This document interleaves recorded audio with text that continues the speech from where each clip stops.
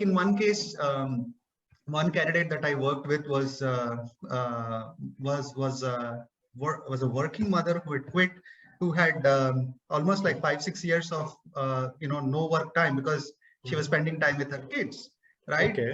And when I looked at the application and I was like asking, what are you really doing? What is your extra?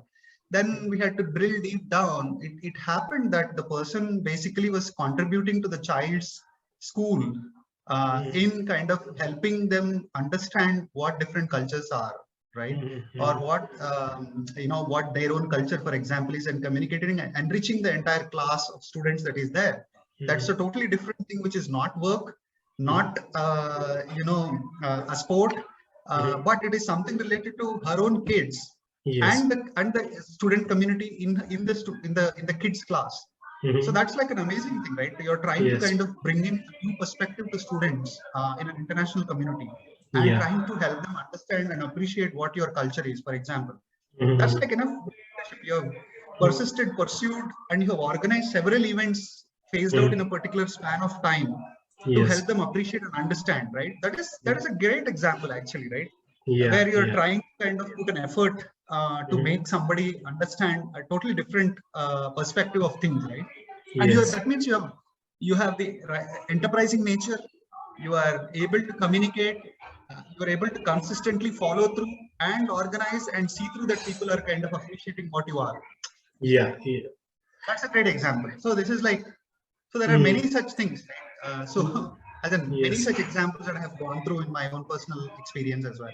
Yeah. I mean, I think we are really doing a lot many great things which we are unaware of until you spotted something like this one. I mean, it's really interesting. So I didn't think of it as an advantage, but you showed it as such a great achievement. Now I really feel that how can I miss out on these sort of things? Because I think something similar usually is done by all mothers as well. So, but it's just that motivation that has brought the candidate that she wants to pursue MBA. It's great, because usually people just think that probably they do not qualify for an MBA because they have such a gap, and they don't even think of that option. Yeah, in fact, the international universities are really kind of, especially for working women, for example, or women who quit their jobs specifically for their kids.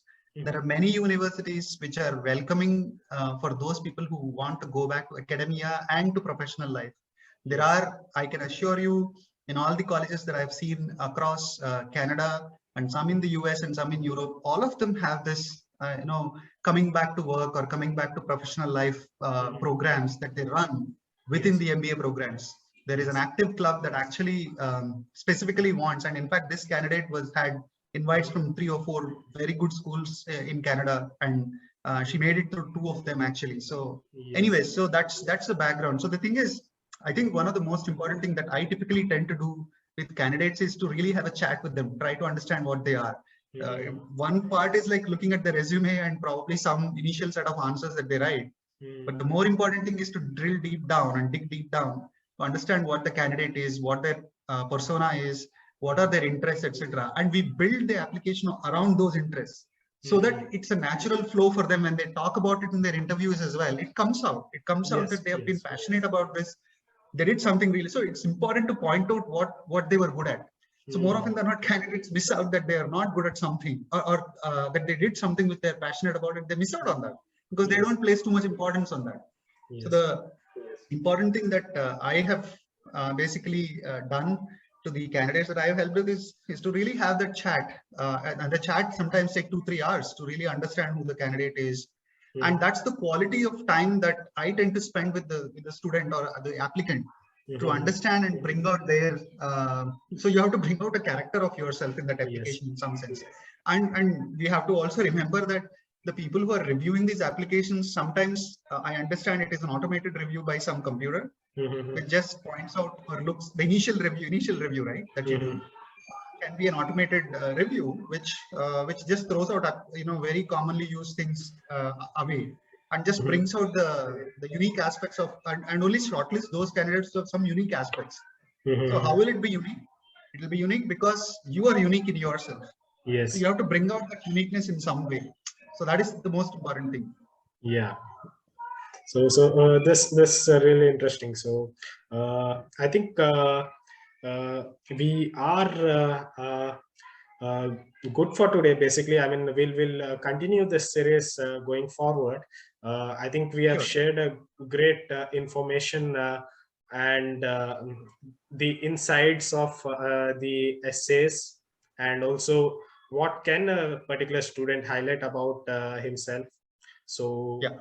I think this is a good start for the students, basically to think about themselves and put it on a paper in a persuasive way that they can get a good, I mean, like a B school admit. So I think here we can end our discussion for now. And Thank you. thank you for being here, Prasad. It was great Thank you so talking to much. you. Hopefully, we'll meet again. Thanks, Vijay. Thank you for the time as well. Thank you. Thank you.